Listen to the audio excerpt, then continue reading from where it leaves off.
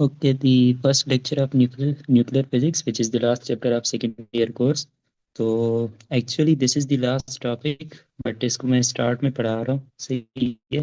हम basic fundamental जितनी particles है वो सारे पढ़ लेंगे, फिर हम न्यूक्लियस और एटम की तरफ जाएंगे। So the first topic is fundamental particles. हमारे पास नेचर में कौन कौन से फंडामेंटल पार्टिकल एग्जिस्ट करते हैं। अच्छा, आज के लेक्चर में हम स्टैंडर्ड मॉडल के जितने भी पार्टिकल है वो सारे डिस्कस करें। इसमें कोई मैथमेटिक्स या इस तरह की चीज़ें नहीं है, बट जस्ट क्या है, हमारे पास आपने चीज़ें याद करनी है कि कौन सी चीज़ क्या चीज़ है, सही है। मतलब याद करने वाली चीज़ें ज़्यादा है, कोई मैथमेटिक्स या इस तरह से अंडरस्टैंडिंग उसकी इतनी नहीं है, सही है। क्योंकि चूंकि हमारे पास ये टॉपिक्स बहुत एडवांस है, इनकी डिटेल्स हम नहीं पढ़ सकते। हमें जस्ट ये होगा कि हमारे पास ये पार्टिकल्स होते हैं और इस टाइप के। सो हमारे मेटल पार्टिकल्स, हमारे पास फर्मियान्स हैं। हमारे पास क्या होते हैं, फर्मियान्स होते हैं, सही है। अच्छा, यहाँ पे मैं बता दूं, इसकी डिटेल हम नहीं पता होनी चाहिए, बट फर्मियान्स वो पार्टिकल होते हैं जिन जो स्पिन हाफ होता है, सही है। अब स्पिन हाफ क्या होता है इसकी डिटेल में आपने नहीं जाना, बस हमारे पास जो सबसे फंडामेंटल पार्टिकल्स होते हैं वो हमारे पास फर्मियान्स होते हैं, सही है। इसका मतलब ये है कि फर्मियान जितनी भी है, जिस तरह इलेक्ट्रॉन और न्यूट्रिनो ये वगैरह लिखे हुए है ना, ये किसी और सब पार्टिकल से नहीं बने होते। ये हमारे पास सबसे फंडामेंटल स्ट्रक्चर्स होते हैं, सही है। ये किसी और पार्टिकल से मिलके नहीं बने होते, सही है। आगे हम पढ़ेंगे कि हमारे पास प्रोटॉन और न्यूट्रॉन ये इस तरह क्वार्क से बने होते हैं।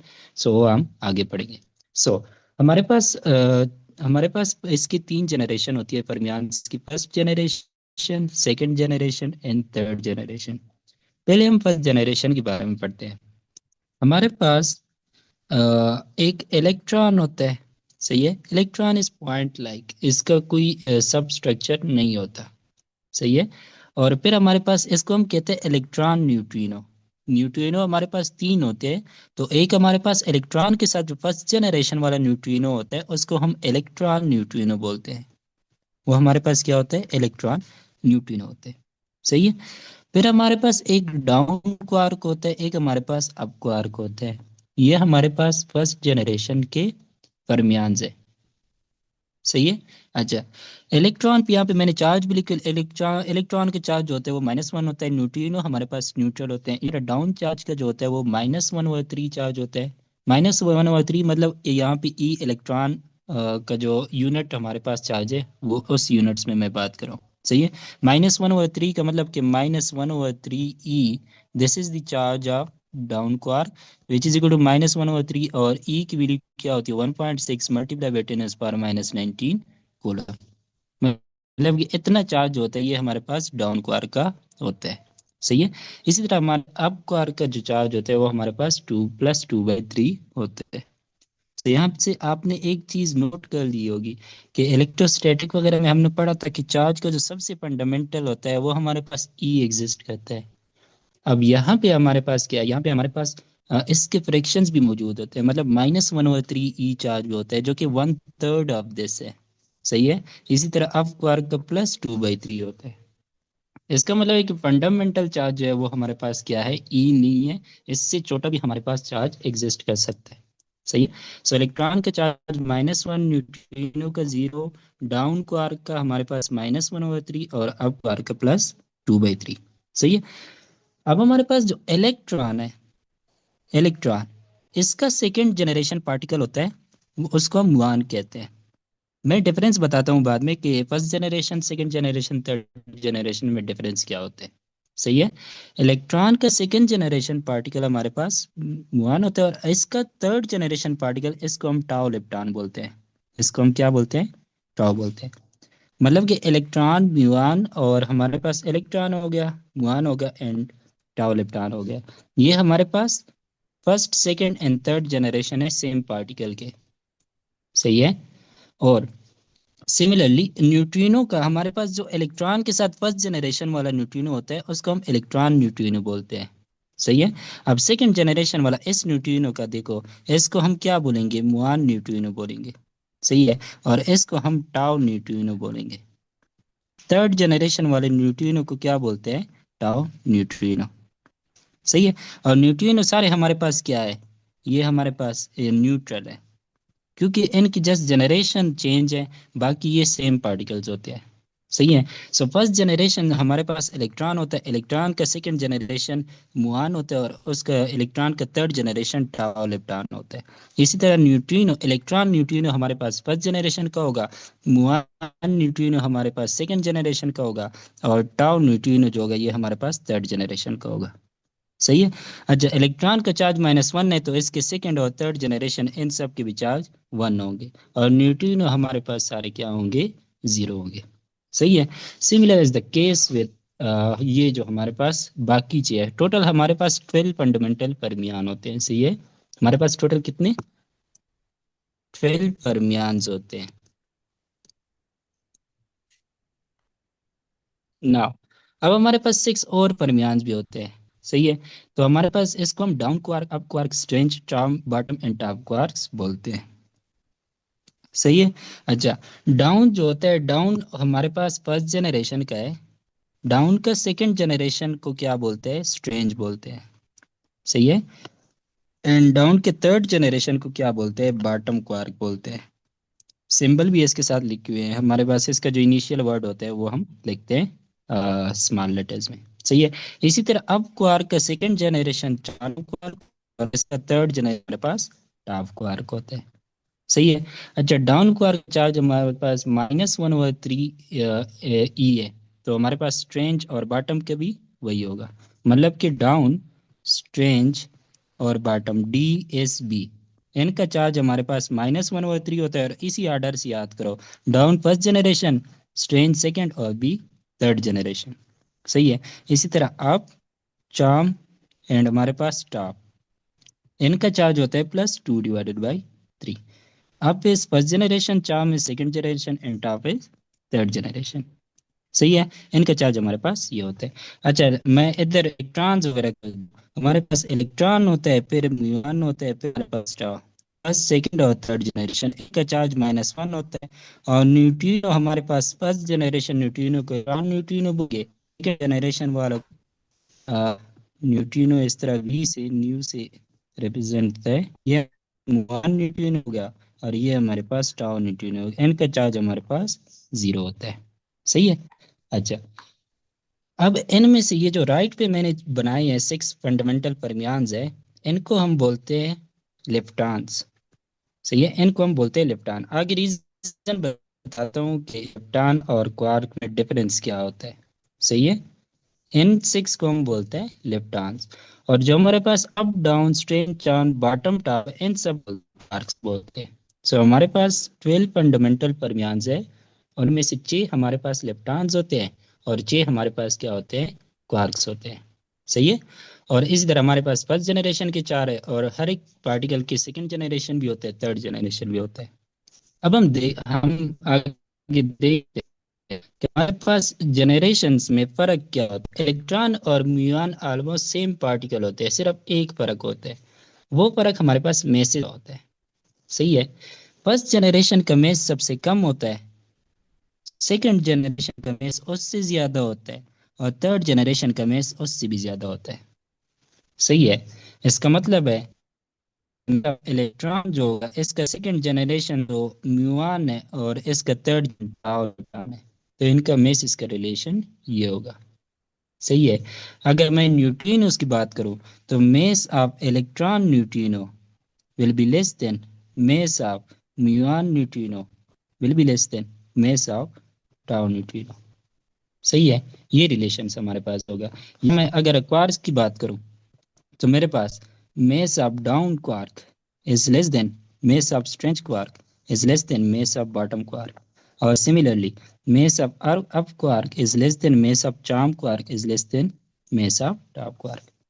तो ये हमारे पास सेकंड जनरेशन ज्यादा हेवी होता है, और थर्ड जनरेशन उससे भी ज्यादा हेवी होता है। सही है। बाकी इनकी प्रॉपर्टीज जो है वो आइडेंटिकल होती है, जैसे कि चार्ज मैंने यहाँ पे दिखाया, और भी बहुत सारे प्रॉपर्टीज होती है जो कि यहाँ पे डिटेल्स नहीं है। सही है। सो आपने अपने 12 परमियान्स इसी तरह याद कर लेने हैं। इसमें ये जो सेक्स है, ये हमारे पास लेफ्टान्स होते हैं, ये वाले। सही है। एंड ये हमारे पास क्या है, ये क्वार्क्स है। सही है। अब डिफरेंस आगे बताते हो कि हमारे पास लेफ्टान और क्वार्ट्स को हमने अलग अलग क्यों लिए। सही है। नाउ न्यूट्रिनोज हमारे पास क्या होते हैं? न्यूट्रिनोज ऑलमोस्ट मेसलेस होते हैं, नियरली मेसलेस। इनका मेस बहुत ही नेग्लिजिबल होता है। सही है। न्यूट्रिनोज जो हमारे पास होते हैं दीज आर नियरली मेसलेस। अगर मेसलेस होंगे तो इनका स्पीड क्या होगा? Speed will be nearly equal to speed of light. क्योंकि पार्टिकल जितना मेसलेस होता जाता है उतने उसकी स्पीड लाइट की स्पीड को क्या करती है? अप्रोच करती है। तो न्यूट्रिनोज जो होते हैं वो ऑलमोस्ट स्पीड ऑफ लाइट से क्या करते हैं? ट्रेवल करते हैं। और न्यूट्रिनोज हमारे पास ऐसे फर्मियान्स हैं जो कि हमारे पास न्यूट्रल होते हैं। बाकी इलेक्ट्रॉन म्यून टाउ और जितनी भी सिक्स के सिक्स क्वास है वो सब हमारे पास सारे चार्ज होते हैं। सही है। अच्छा, नेक्स्ट हमारे पास एंटी पार्टिकल्स क्या होते हैं? Each fermion has its own antiparticle. हर एक परमियान का एक अपना एंटी पार्टिकल होता है। एग्जाम्पल, इलेक्ट्रॉन है ना हमारे पास, इलेक्ट्रॉन के एंटी पार्टिकल होगा, उसको हम पॉजिट्रॉन बोलते हैं। लेट्स सपोज ये इलेक्ट्रॉन है, इलेक्ट्रॉन का एंटी पार्टिकल क्या है? उसको हम पॉजिट्रॉन बोलते हैं। पॉजिट्रॉन वैसे इसको जनरल नाम दिया, इसको हम कहेंगे एंटी इलेक्ट्रॉन। सही है। क्या बोलेंगे इसको? Anti electron. इलेक्ट्रॉन का सिंबल ये होता है और ये पॉजिट्रॉन का सिंबल होता है। ये मैं बताता हूँ कि किस तरह से होता है। सही है। अच्छा, अगर मेरे पास इलेक्ट्रॉन न्यूट्रिनो है, हम किस तरह से रिप्रेजेंट करते हैं? ये अगर मेरे पास पार्टिकल है तो इसके एंटी पार्टिकल को हम इसके कंजुगेट वाले साइन से रिप्रेजेंट करते हैं। सही है। इसका मतलब होगा एंटी इलेक्ट्रॉन न्यूट्रिनो। ये मेरे पास क्या है? Tau neutrino. ये मेरे पास क्या है? Tau neutrino. सही है। अगर मैं इसके ऊपर बार लगा लूं, इसका मतलब होगा टाउ एंटी न्यूट्रिनो, मतलब एंटी पार्टिकल है। सही है। तो इस तरह से हम सारे के सारे जितने 12 फंडामेंटल फर्मियान्स है, इनके हमारे पास क्या कर होते हैं? इनके एंटी पार्टिकल एग्जिस्ट करते हैं। सही है। तो मेरे पास ये क्या बी बार, ये मेरे पास एंटी बॉटम क्वार्क होगा। सही है। इसी तरह जितनी भी 12 हमने पढ़े सबका हमारे पास क्या होता है? एक एंटी पार्टिकल एग्जिस्ट करता है। अब पार्टिकल और एंटी पार्टिकल में फर्क क्या होता है? Antiparticle are identical to the particles except that opposite charge to its particles। Antiparticle और पार्टिकल आइडेंटिकल होते हैं, सिर्फ एक फर्क होता है कि दे हैव अपोजिट चार्ज जो इनका पार्टिकल। लेट्स सपोज इलेक्ट्रॉन है ना, इलेक्ट्रॉन का सिंबल क्या होता है? इसको हम इस तरह से रिप्रेजेंट करते हैं और इसका चार्ज कितना होता है? -1। तो अगर हम बात करते हैं एंटी इलेक्ट्रॉन की, सही है, तो इसका एक सिंबल तो ये होगा, ई के ऊपर बार लगा लेंगे, मतलब इलेक्ट्रॉन का एंटी पार्टिकल। और दूसरा सिंबल हम इसको ये भी यूज करते हैं, इसको प्लस लगा लेते हैं। इसका मतलब क्या है कि इसका चार्ज अपोजिट होगा। एंटी पार्टिकल का चार्ज अपने पार्टिकल के अपोजिट होते हैं। सही है। अच्छा, मुझे बताएं फिर कि हमारे पास अब जो होगा, हमारे पास अब का एंटी अप क्वार्क जो होगा इसका चार्ज कितना होगा? एंटी अप क्वार्क का चार्ज कितना होगा?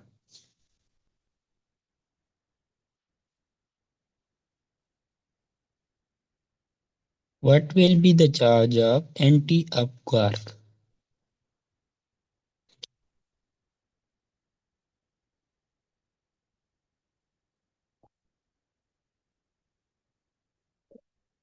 हमारे पास अप क्वार्क का चार्ज कितना होता है?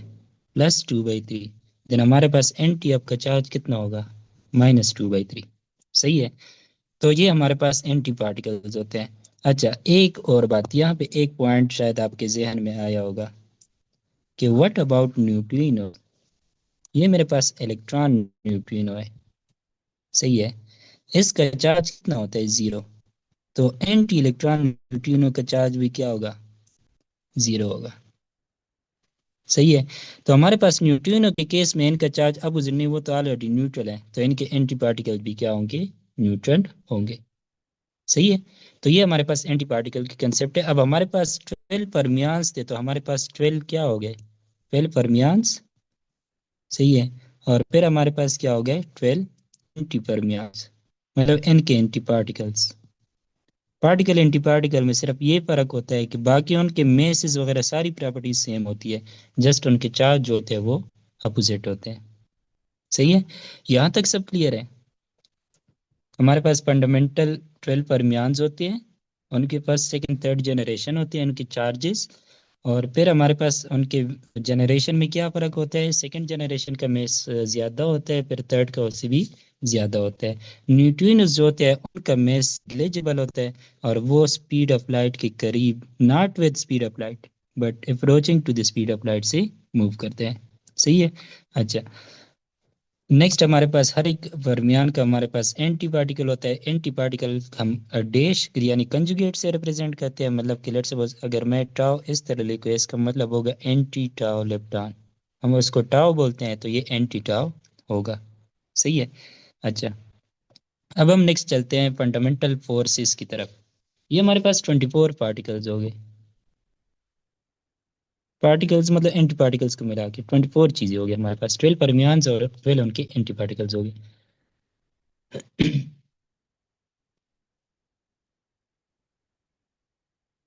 यस, यही क्वेश्चन मैं आपके जहन में लाने वाला था।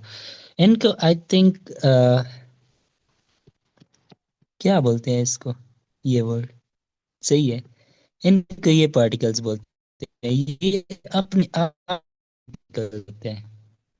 सही है, मतलब इनके पार्टिकल्स और एंटी पार्टिकल्स ये आपस में बिल्कुल क्या कहते हैं, ये आपस में आइडेंटिकल होते हैं। सही है। तो न्यूट्रिनोज, यही पॉइंट मैं आपके जहन में बनाने वाला था कि अगर इनका चार्ज दोनों का न्यूट्रल है, उनमें कोई डिफरेंस नहीं होगा, तो न्यूट्रिनोज जो होते हैं वो सेल्फ एंटी पार्टिकल्स होते हैं। सही है, मतलब कि अगर मैं इलेक्ट्रॉन न्यूट्रिनो का एंटी पार्टिकल ले लूँ, वो इक्विवेलेंट होगा इलेक्ट्रॉन न्यूट्रिनो के। सही है, तो ये हमारे पास ये हो गया। पता नहीं स्पेलिंग क्या है जस्ट, बट हाँ वही बिल्कुल। नाउ हम चलते हैं फंडामेंटल फोर्सेस के बारे में। तो हमारे पास 12 जो फंडामेंटल थे परमियान्स, परमियान्स की कहानी यहाँ तक खत्म हो गई। सही है। अब क्या होता है कि फर्मियान आपस में इंटरेक्ट करते हैं, लाइक एक इलेक्ट्रॉन है ना, वो दूसरे इलेक्ट्रॉन के साथ क्या करता है, रिपल्जन करता है ना, या कुछ इस तरह के इलेक्ट्र हमारे पास होते हैं। लाइक लेट्स सपोज न्यूक्लियस एक हाइड्रोजन का प्रोटॉन से बना होता है। सही है, दिस इज प्रोटॉन। और ये हमारे पास इसके गिर्द एक इलेक्ट्रॉन रिवॉल्व करता रहता है। इनके दरमियान कूलम इंटरेक्शन या बाकी इंटरेक्शंस होती है ना। सही है। इस तरह अगर बाहर से कोई इलेक्ट्रॉन आता है या हम फोटॉन आता है, तो इनकी इंटरेक्शन किस तरह से होती है, अब हम आगे वो पढ़ते हैं। हमारे पास फंडामेंटल 12 फरमियान्स हो गई। सही है। अब वो आपस में जब इंटरेक्शन करते हैं, मतलब एक दूसरे पे फोर्स लगाते हैं, डिफरेंट टाइप ऑफ फोर्सेस होती है, वो कौन से पार्टिकल्स के थ्रू मेडिएट होती है। मेडिएट का मतलब ट्रांसफर ऑफ मोमेंटम जिस पार्टिकल के जरिए होता है। मैं एक एग्जांपल आपको बताऊंगा। सही है। अच्छा, अब हमारे पास ये है, आपने चार फोर्सेस पढ़ी होगी या इनके बारे में सुना होगा। एक हमारे पास इलेक्ट्रोमैग्नेटिज्म है, ये हमारे पास इलेक्ट्रिक फोर्स और मैग्नेटिक फोर्स, मैक्सवेल ने क्या किया था, इलेक्ट्रिक और मैग्नेटिक फोर्स को कंबाइन किया था। मैक्सवेल कि हमारे पास इलेक्ट्रोमैग्नेटिक फोर्स का फॉर्मूला क्या होता है, Q into E plus V cross B. अब इनकी डिटेल्स में नहीं सीखना, जस्ट आपको बता रहा हूँ। मैक्सवेल ने यूनिफाई किया था इलेक्ट्रिसिटी और मैग्नेटिज्म को, जो कि पहले 5 चैप्टर पूरे बुक के इस पे डिटेल्ड है। सही है। अच्छा, तो मैक्सवेल ने ये जो इलेक्ट्रोमैग्नेटिक फोर्स होती है, इसको मीडिएट करने वाला, इसका इंटरमीडिएट जो होता है, वो हमारे पास फोटॉन होता है। वो हमारे पास क्या होता है, फोटॉन। फोटॉन को गामा से प्रेजेंट करते हैं। सही है, आगे हम गामा डीके भी पढ़ेंगे। सही है। तो इलेक्ट्रिक इलेक्ट्रोमैग्नेटिक फोर्स जिस पार्टिकल के थ्रू लगता है, सही है, या इलेक्ट्रोमैग्नेटिक इंटरेक्शन मतलब कि दो चार्ज के दरमियान जो हमारे पास इंटरेक्शन होती है, या दो मैग्नेट्स के दरमियान, वो हमारे पास फोटॉन्स के थ्रू होती है।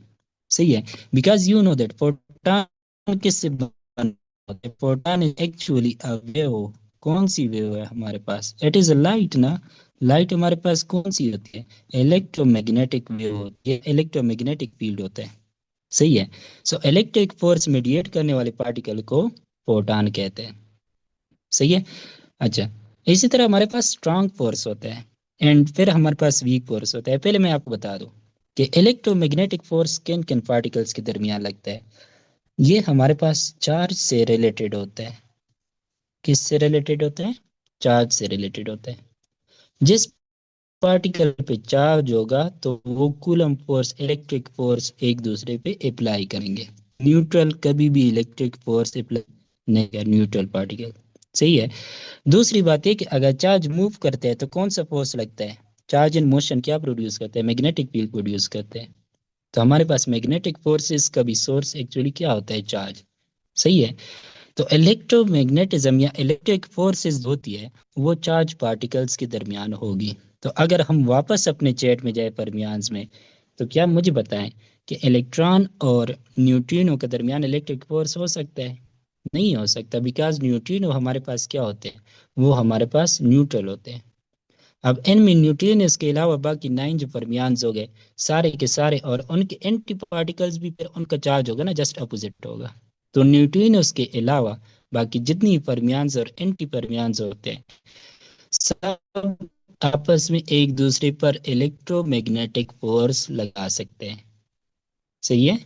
ये बात बहुत इंपॉर्टेंट है, आगे मिक्सअप इनको नहीं करना। न्यूट्रिनोस के अलावा, बिकॉज न्यूट्रिनोस न्यूट्रल होते हैं तीनों। सही है। इनके अलावा बाकी जितनी भी 9 परमियंस और इनके 9 एंटी पार्टिकल्स हो गए वो सारे के सारे इलेक्ट्रोमैग्नेटिक फोर्स एक दूसरे पे अप्लाई कर सकते हैं। सही है, क्योंकि इनके पास चार्ज होता है। अच्छा, नेक्स्ट हमारे पास है स्ट्रांग फोर्स। स्ट्रांग फोर्स किन के बीच में होता है? स्ट्रांग फोर्स जिस पार्टिकल के थ्रू मीडिएट होता है या इनका इंटरमीडिएट पार्टिकल होता है। जिस तरह हमारे पास प्रोटॉन इलेक्ट्रोमैग्नेटिक फील्ड से बना होता है ना, इसी तरह ग्लूऑन जो होता है वो हमारे पास स्ट्रांग फील्ड से बना होता है। सही है। ग्लूऑन क्या होता है? ये हमारे पास मीडिएटर है स्ट्रांग फोर्स का। सही है। अच्छा, अब हमारे पास स्ट्रांग फोर्स कौन कौन से पार्टिकल आपस में अप्लाई कर सकती है? स्ट्रांग फोर्स जो है सिर्फ क्वार्क्स एक दूसरे पे अप्लाई कर सकते हैं। तभी हमने लेप्टॉन्स और क्वार्क्स को अलग किया था। सही है। इसका मतलब क्या है? अब स्ट्रांग फोर्स होता है वो हम सिर्फ क्वार्क्स एक दूसरे पे लगा सकते हैं। यहाँ पे जाते हैं। ये इस साइड पे जितनी भी चीजें हैं ना, ये 6 क्वार्क्स है और एन के एंटी पार्टिकल्स भी। सही है। जब हम क्वार्क्स की बात करते हैं एन के पार्टिकल ऑलरेडी उसमें इंक्लूड हो गए, क्योंकि हर एक परमियान का एक एंटी परमियान होता है। ये जो हमारे पास 6 है, up down strange charm bottom and top, इनको हम क्वार्क्स कहते हैं। और ये एक दूसरे पे स्ट्रांग फोर्स अप्लाई कर सकते हैं।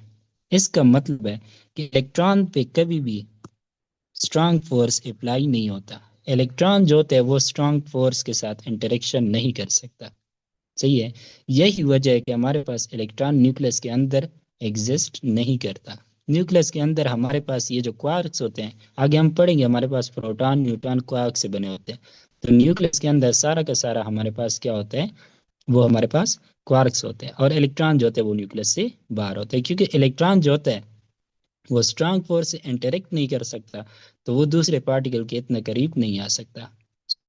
बहुत ही शॉर्ट रेंज फोर्स होती है जो कि ज्यादा डिस्टेंस पे मतलब कि न्यूक्लियस से ज्यादा डिस्टेंस पे वो एक्ट नहीं कर सकता।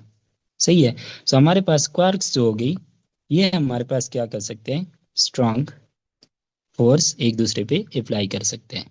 नाउ नेक्स्ट हमारे पास है weak interaction. Weak interaction, all fermions एक दूसरे के साथ वीक इंटरेक्शन कर सकते हैं।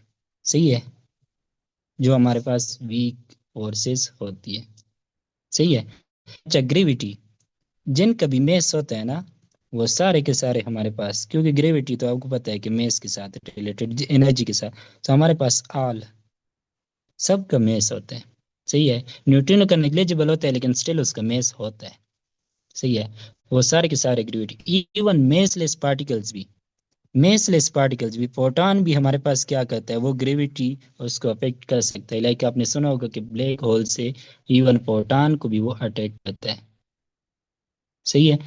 अच्छा, जो हमारे पास स्ट्रांग फोर्स होती है ना, वो चार्ज की वजह से नहीं होती। उसको हम आगे कलर बोलते हैं। सही है। वो कलर एक और प्रॉपर्टी है जो कि अभी आपको समझ नहीं आएगी। स्ट्रांग फोर्स हमारे पास सिर्फ क्वार्क्स के बीच में होती है। ये जो हमारे पास ये 6 है, राइट साइड पे ये हमारे पास क्वार्क्स है, और जो लेफ्ट साइड पे 6 है ये हमारे पास लेप्टॉन्स है। सही है।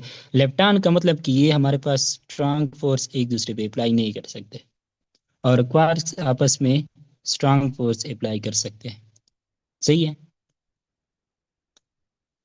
चार्ज, ये चार्ज की वजह से फोर्स नहीं होता, जो चार्ज की वजह से फोर्स होता है उसको हम इलेक्ट्रोमैग्नेटिक फोर्स होते हैं। यहाँ पे एक को प्रॉपर्टी है जो कि अभी आप नहीं समझ सकते, वो क्वार्क्स की प्रॉपर्टी होती है, इलेक्ट्रॉन्स की नहीं होती।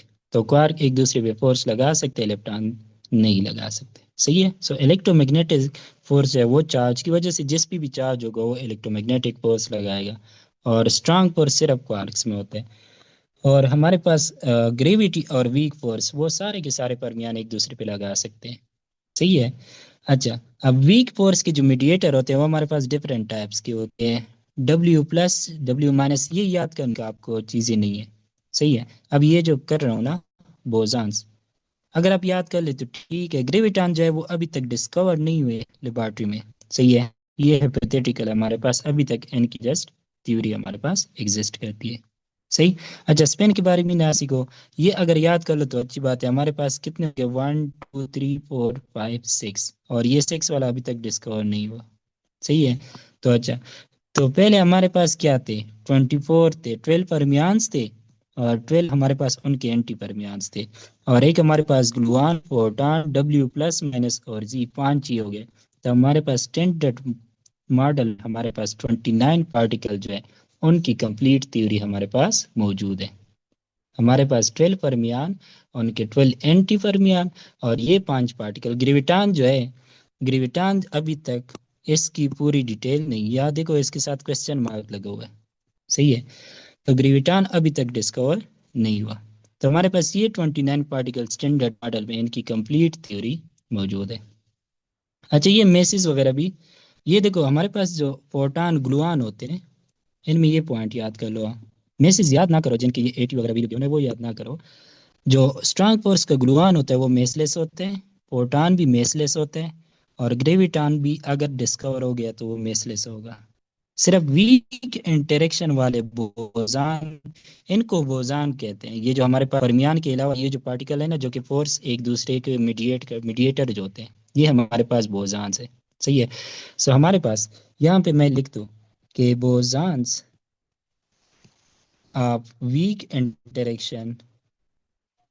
Interaction are not मेसलेस।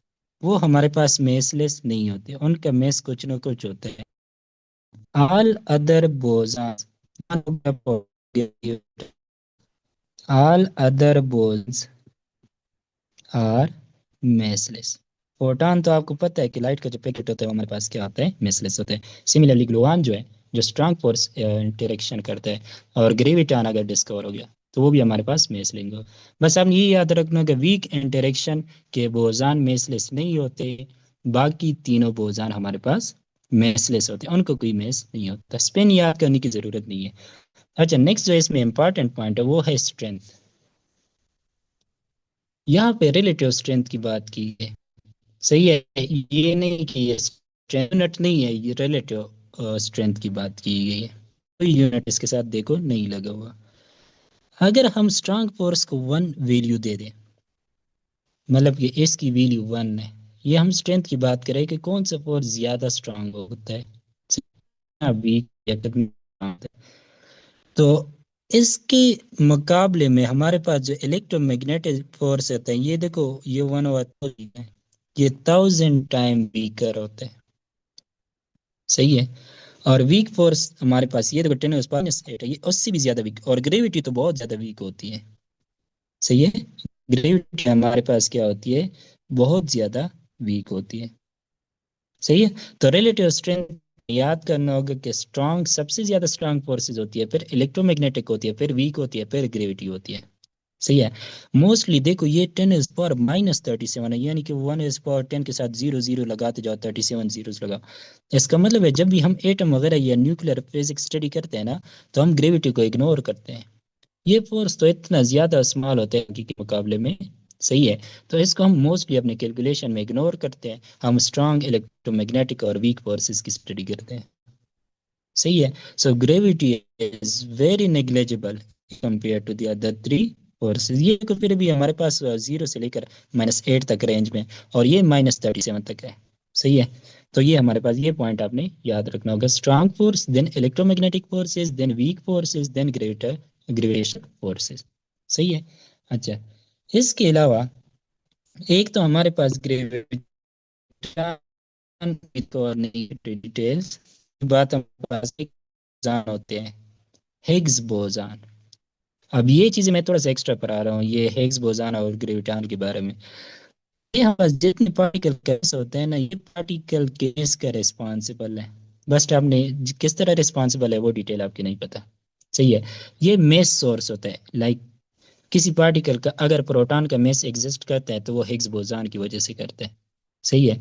अगर इलेक्ट्रॉन का कोई मेस है तो वो हिग्स बोजान की वजह से है। अगर न्यूट्रिनो का कोई मेस है अगरचे छोटा है, वो है कि हमारे पास किसकी वजह से होता है, हिग्स। एक्चुअली ये हिग्स फील्ड होता है, एक बोजान नहीं होता, पूरा का पूरा एक फील्ड होता है। वो फील्ड किसी भी पार्टिकल को क्या देता है, उसको मेस देता है। सही है। और हिग्स बोजान हमारे पास ऐसे पार्टिकल्स हैं कि ये वैक्यूम में भी इनकी वैल्यू जीरो नहीं होती, ये वैक्यूम में भी एग्जिस्ट करते हैं। इसका मतलब है कि वैक्यूम में एग्जिस्ट करते हैं, वहां पे पार्टिकल अगर जाता है तो उसको उसी जगह पे क्या देते हैं, मेस दे देता है। सही है। तो हिग्स बोजान की भी ज्यादा डिटेल्स अभी स्टैंडर्ड मॉडल में नहीं, और ना हमारे पास ग्रेविटॉन जो है वो हमारे पास स्टैंडर्ड मॉडल में वो होता है, क्योंकि वो ग्रेविटी के बारे में हम जनरल रिलेटिविटी में पढ़ते हैं, हम पार्टिकल फिजिक्स में इतना ग्रेविटी के बारे में नहीं पढ़ते। सही है। तो यही रीजन है कि हम पार्टिकल फिजिक्स में ग्रेविटी को। नेक्स्ट आते हैं, अब हमारे पास ये फंडामेंटल सारी चीजें हो गई। देखो, हमारे पास 12 पर उनके चार्जेस, उनके जनरेशन लिख के दिए। सही है। और हर एक परमियान का परमियान होते हैं, 24 पार्टिकल्स और एंटी पार्टिकल्स हो गए। सही है। अच्छा, अब इसमें जिसका चार्ज होगा वो इलेक्ट्रोमैग्नेटिक फोर्स एक दूसरे पे अप्लाई कर सकेंगे, जिसका न्यूट्रिनो उसका जैसे नहीं है वो नहीं कर सकेगा। और क्वार्क्स जो होते हैं वो स्ट्रांग फोर्स, और लेप्टॉन स्ट्रांग फोर्स अप्लाई नहीं कर सकते। इसके अलावा वीक फोर्स और ग्रेविटेशनल फोर्स, वो सारे के सारे परमियान, क्योंकि सबका मेस होता है। सही है। और वीक फोर्स भी सारे के सारे एक दूसरे पे अप्लाई कर सकते हैं। सही है। और फर्स्ट जनरेशन से सेकंड जनरेशन का मेस ज्यादा होता है, फिर थर्ड का उससे भी ज्यादा होता है। सही है। अच्छा, फिर हमने क्या पढ़ा, फंडामेंटल फोर्सेस, स्ट्रॉन्ग फोर्सेस का जो मीडिएटर होता है उसको ग्लूऑन कहते हैं। जिस तरह हमारे पास प्रोटॉन होता है ना, इस तरह ग्लूऑन भी होते हैं, और डब्ल्यू जी बोजान होते हैं, और ग्रेविटॉन होते हैं। फिर हमने हिग्स बोजान की बात की। अब हम करते हैं, हमारे पास डिफरेंट क्वार्क्स जो होते हैं वो स्ट्रांग इंटरेक्शन के थ्रू, स्ट्रांग फोर्सेस के थ्रू, वो मोस्टली जो होते हैं स्टेबल नहीं होते। मतलब कि वो स्ट्रांग फोर्स इतना ज्यादा होता है ना कि बहुत सारे क्वार्क्स वो आपस में इकट्ठे रखते हैं, वो अलग अलग नहीं रह सकते। सही है। तो हमारे पास क्या होता है कि क्वार्क्स जो होते हैं वो हमारे पास लाइक नेसेंट या आइसोलेटेड एग्जिस्ट नहीं कर सकते, क्योंकि स्ट्रांग फोर्स बहुत ज्यादा स्ट्रांग होते हैं, वो उनको कंबाइन करके रखते हैं। सही है। तो क्वार्क्स जो होते हैं वो मोस्टली कॉम्बिनेशन में एग्जिस्ट करते हैं, कॉम्बिनेशन ऑफ क्वार्क्स। अच्छा, क्वार्क्स के ऐसा नहीं है कि जितने क्वार्क्स आ गए जितने के साथ मिल लिया, ऐसा कोई बात नहीं, ऐसी कोई बात नहीं होती। सही है। हमारे पास क्वार्क्स जो होते हैं वो सिर्फ 3 कॉम्बिनेशन बना सकती है। इसके अलावा ये नहीं कि हमारे पास एक क्वार्क आ गया, दूसरा, तीसरा, चौथा, पांचवा, 5 क्वार्क मिला के एक दूसरा पार्टिकल बनाते हैं, नहीं। हमारे पास सिर्फ 3 कॉम्बिनेशन पॉसिबल हो सकती है। एक कॉम्बिनेशन ऐसा है कि अगर हमारे पास 3 क्वार्क आ जाए। सही है। अच्छा, कॉम्बिनेशन ऑफ क्वार्क्स हम हेड्रॉन्स बोलते हैं। क्या बोलते हैं? हेड्रॉन्स। इस लेक्चर में बहुत सारे आपने नए नाम सुने होंगे, तो ये लेक्चर नोट्स में आपने दोबारा से सही डिटेल सारी याद कर लेनी है, सारे नेम्स। सही है। अच्छा, अब अगर 3 पार्टिकल्स बना हो हेड्रॉन, उसको पेरियान बोलते हैं। सही है। एग्जाम्पल हमारे पास इसकी क्या है, प्रोटॉन। प्रोटॉन 2 अप क्वार्क से बना होता है और एक डाउन क्वार्क से बना होता है। सही है। और न्यूट्रॉन एक अप क्वार्क से बना होता है, 2 डाउन को। मतलब कि एक अप हो गया तो उसका चार्ज +2/3, 2 डाउन हो गए तो -1/3, -3, इसलिए न्यूट्रॉन का चार्ज 0 होता है। सही है। प्रोटॉन का अगर हम देखें, एक अप है, दूसरा भी अप है, तीसरा डाउन है, तो इसका चार्ज कितना हो गया, +1 हो गया। सही है। सिमिलरली, अगर तीनों हमारे पास एंटी पार्टिकल्स एंटी क्वार्क्स अगर मिलके एक पार्टिकल बनाते हैं तो उसको हम क्या कहेंगे? उसको हम एंटी बेरियन कहेंगे। सही है। तो इस तरह अगर हमारे पास let's suppose up up down, जो अप डाउन, ये अगर मेरे पास प्रोटॉन था, अगर मैं अप का भी एंटी पार्टिकल ले लूं, दूसरी अप का भी एंटी पार्टिकल, डाउन का भी एंटी पार्टिकल, तो इसको ये अगर मेरे पास प्रोटॉन है, सही है, तो ये मेरे पास क्या होगा? एंटी प्रोटॉन इसको मैं कहूंगा। सही है। तो ये एंटी अप और एंटी डाउन से बना होता है एंटी प्रोटॉन। और सिमिलरली एंटी न्यूट्रॉन जो होता है वो एंटी अप एंटी डाउन से बना होता है। सही है। ये दो एग्जांपल आप याद रखनी होगी, बाकी आपके बुक में नहीं मेंशन, ये मेंशन है कि प्रोटॉन न्यूट्रॉन किससे बने होते हैं। इसके अलावा थर्ड कॉम्बिनेशन हमारे पास मीजान्स की बन सकती है कि एक पार्टिकल, एक क्वार्क एक एंटी क्वार्क आपस में मिलते हैं। सही है। फिर जो कॉम्बिनेशन बनाते हैं उसको हम मीज़ान बोलते हैं। मीज़ान में अब ये एक एग्जांपल याद करना होगा, पॉजिटिव पाइयान, जो कि एक अप क्वार्क, देखो ये हमारे पास क्वार्क है और डाउन का एंटी क्वार्क मिलता है, तो उसको हम बोलते हैं पॉजिटिव पाइयान। सही है। अच्छा, ये जो मैंने लिख के दी है, ये जस्ट आपके प्रैक्टिस के लिए। बी मीज़ान हमारे पास होते हैं। सही है। बी मीज़ान, अब बी मीज़ान जो होते हैं इनका बी में हमारे पास का मतलब यू और बॉटम का एंटी क्वार्क है। सही है। इसका मतलब है कि डाउन है, बॉटम एंटी क्वार्क, बॉटम